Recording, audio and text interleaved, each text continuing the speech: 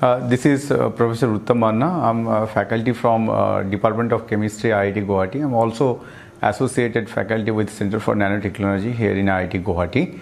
Our team is basically focusing on how to come up with the alternative to the fossil fuel, and there we are looking forward for the water splitting, which generate hydrogen gas and oxygen gas. And primarily this hydrogen gas that gives the carbon free, the clean energy, right? Now if you see in this planet, the two things is very abundant. One of the things is obvious that 2/3 portion of our earth's surface covered with the water. Another thing is like abundant source of sunlight.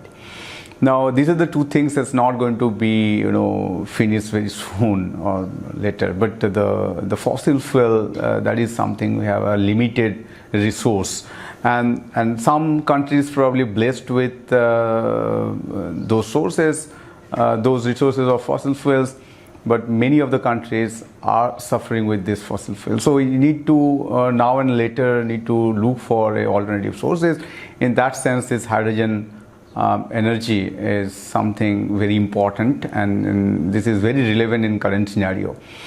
Now if you look at the hydrogen based energy, the major problem is it's not as competitive in terms of price with the existing fossil fuels, but need the technological development. So what we're trying to do here is that taking help of this abundant solar light and then the water and split them and produce the hydrogen. Now generally in case of electrochemical water splitting, the major problem is you need to apply external energy.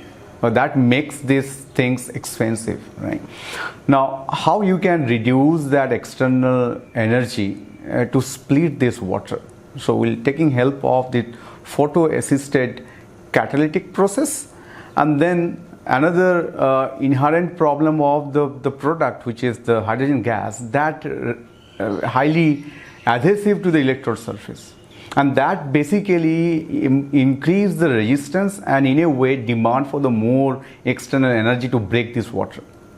Our research focus on minimizing this requirement of external energy, or say reducing the electrode resistance. How? Just by minimizing this bubble adhesions. So our coating, which is inspired from the nature, it's called extremely bubble repellent coating.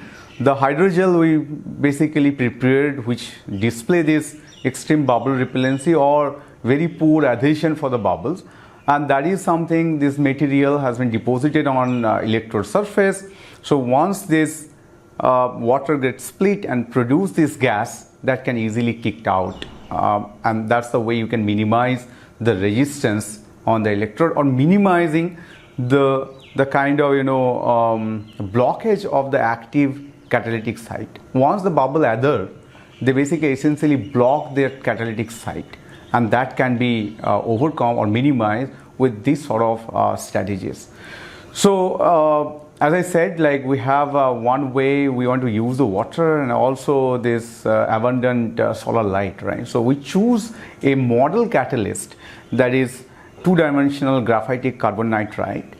Why we choose that? That has a photothermal conversion ability. So in this particular process, the liquid water that has to bring it to the vapor state. So once you put the solar light, the elevated temperature help to vaporizing state, so that cross the thermodynamic barrier, and it play with this energetics, minimizing this external required energy, and you can improve the bubble production by almost 50%. If I correctly remember, more than 50% for hydrogen, and for oxygen it is nearly 50%, it's somewhere around 45%. And if you see, once you apply this coating, it basically bubble detachment frequency significantly improved. It's almost twofold or more than twofold or so. So this strategy, it seems very much working, where we have associated this photo assisted catalyst, that is a two-dimensional photocatalyst, which is a model system, graphitic carbon nitride, and to show that you can bring or put any catalyst in sort of this sort of metrics which have an inherent ability for the bubble repellence, and you can improve the performance of the catalyst.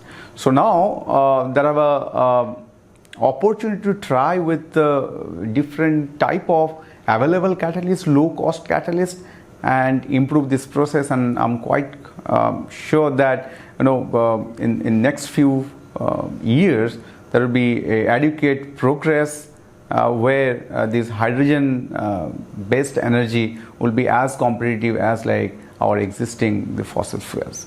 Hello, myself Hrisikesh Sarma.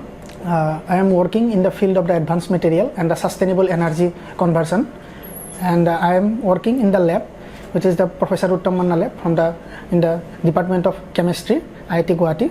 So in our recent work, which is published in the Small, we have tried a very simple and a common problem which is people have addressed in case of the water splitting.